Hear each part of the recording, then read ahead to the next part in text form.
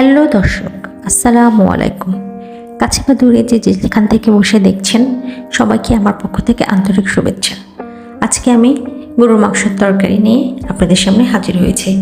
আমার যা যা লাগবে: গরুর মাংস, আলু, পেঁয়াজ, আদা বাটা, গরম মশলা, হলুদের গুঁড়া, মরিচের গুঁড়া, জিরা গুঁড়া, ধনে গুঁড়া ও লবণ, তেল, পানি। চলুন শুরু করি। আমি এই মশলাগুলোতে একটু পানি দিয়ে গুলিয়ে নেব। আমি 1 চামচ হলুদের গুঁড়া নিয়েছি, 1 চামচ জিরা গুঁড়া, 2 চামচ মরিচের গুঁড়া আর 1.5 চামচ ধনে গুঁড়া। এটাকে আমি অল্প পানি দিয়ে একটা পেস্ট তৈরি করে নেব। আমার পেস্ট তৈরি করা হয়ে গিয়েছে। এখন আমি প্যান বসিয়ে দেব। প্যানে তেলটি গরম হয়ে গেলে আমি গরম মশলাগুলো দিয়ে দিব। গরম মশলাগুলো হালকা একটু গরম হলে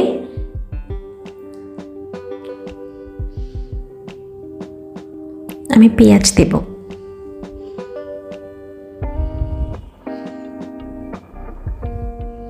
পেঁয়াজগুলোকে ভেজে নেব, গোল্ডেন ব্রাউন করে ভেজে নেব।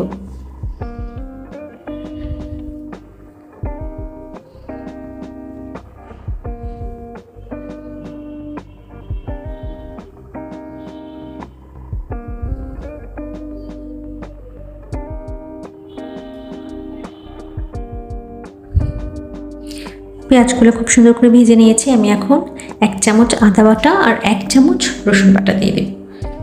এখন এই আদা রসুন বাটাটাকে খুব সুন্দর করে ভেজে নেব।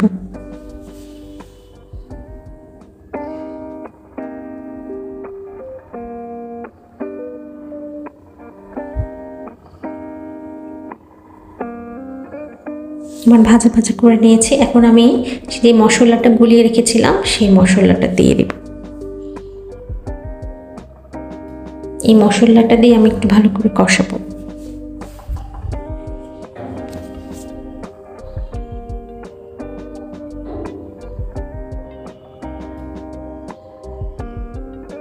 অল্প একটু পানি অ্যাড করব।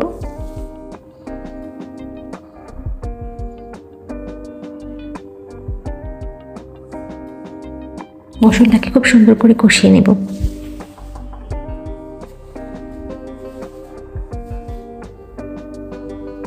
লবণ দেব পরিমাণ মতো।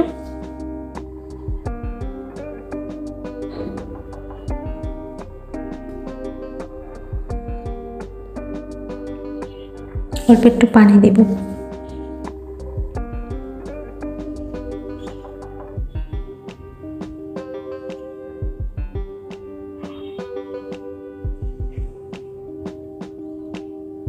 এখন আমি মাংস দিয়ে দেব।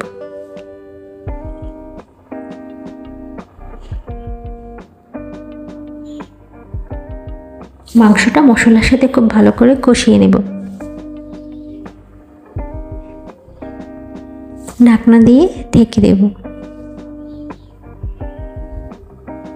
একটু পরে ঢাকনাটা খুলে একটু নেড়ে দেব।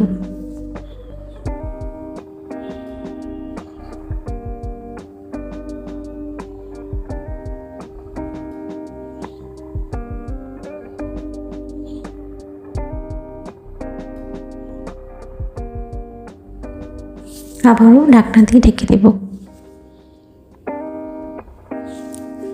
ঢাকনা খুলে ভালো করে কষিয়ে নেওয়ার পরে আমি এখন আলু দিয়ে দেব।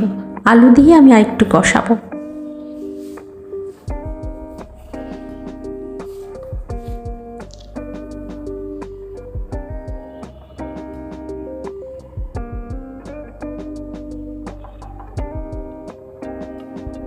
ঢাকনা দিয়ে ঢেকে একটু কষিয়ে নেব। আলু দিয়ে আমি ভালো করে কষিয়ে নিয়েছি। এখন আমি পরিমাণ মতো পানি দিয়ে দিব।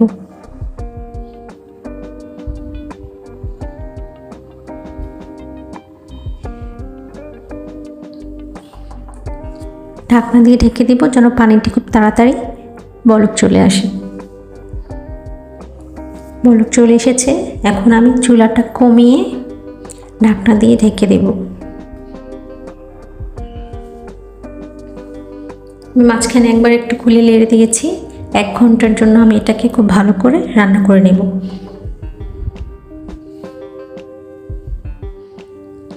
1 ঘন্টা পরে এসে আমার তৈরি হয়ে গিয়েছে মাংস খুব ভালো করে কুক হয়ে গিয়েছে, সিদ্ধ হয়ে গিয়েছে।